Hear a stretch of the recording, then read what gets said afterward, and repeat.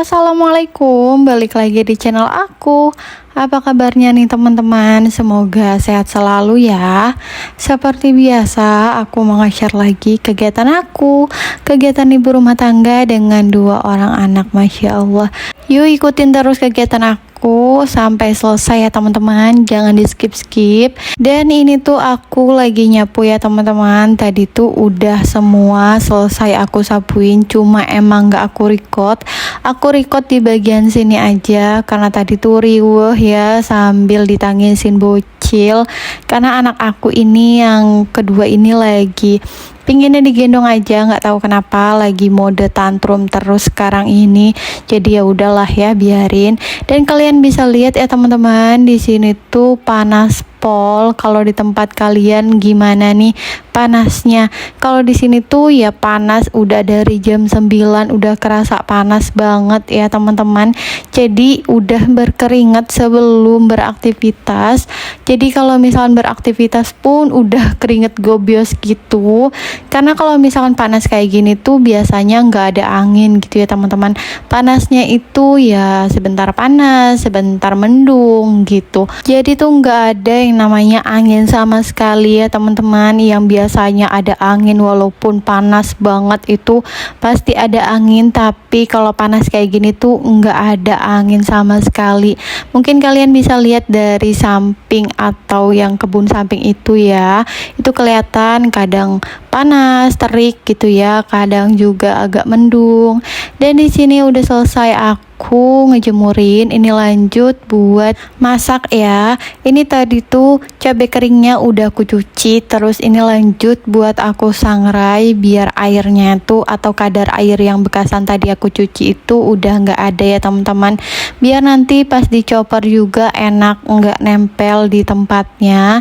Karena kalau misalkan nggak dikeringin lagi itu nanti bakalan cepet basi pas dimasaknya nanti atau pas udah selesai dimasak. Ini udah aku keringin. Nah sambil nunggu cabenya itu dingin, ini lanjut mau chopper bumbu.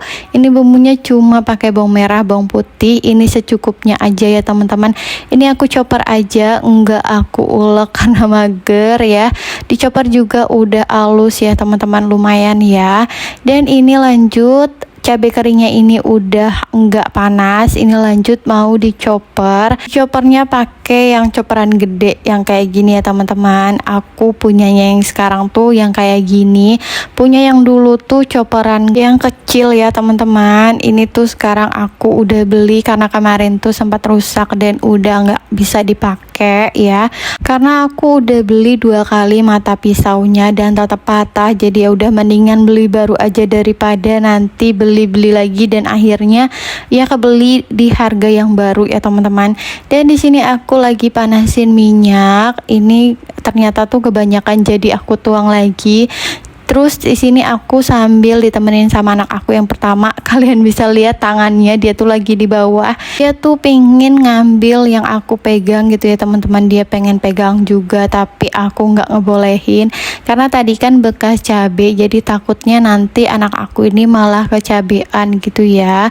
Dan di sini dia udah rewel, udah pengen minta gendong. Jadi ya udahlah ya, sambil masak sambil ngegendong ya teman-teman. Di sini aku pindahin untuk cabai keringnya dan udah aku kasih bumbu. Ini dalam posisi mati ya teman-teman kompornya. Pas aku tuang si bubuk cabenya ya teman-teman atau cabai keringnya, itu udah aku bumbuin. Bumbunya tuh masako 1 bungkus, garam sedikit banget sama penyedap, terus dikasih gula, udah kayak gitu aja. Aku bikin chili oilnya itu nggak terlalu banyak minyak ya teman-teman, karena sayang ini aku bukan buat jualan, buat dimakan sendiri. Jadi menurut aku pakai minyak sedikit aja ataupun minyak yang nggak terlalu banyak itu cukup ya. Dan bikin awet juga, kecuali kalau misalkan mau dipakai buat jualan, minyaknya bisa ditambahin lebih banyak gitu. Dan di sini aku sambil siapin bahan-bahan yang mau aku aku masak ya teman-teman. Di sini aku udah siapin tepung terigu, terus aku kasihin bumbu, dan bekasan tepung terigunya itu aku pakein klip yang kemarin aku beli.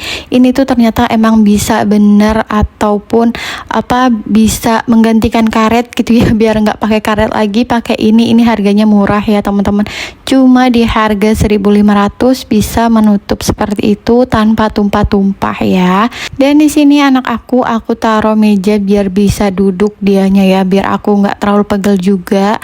Ternyata dia tuh malah mainin atau makanin terigu ya teman-teman.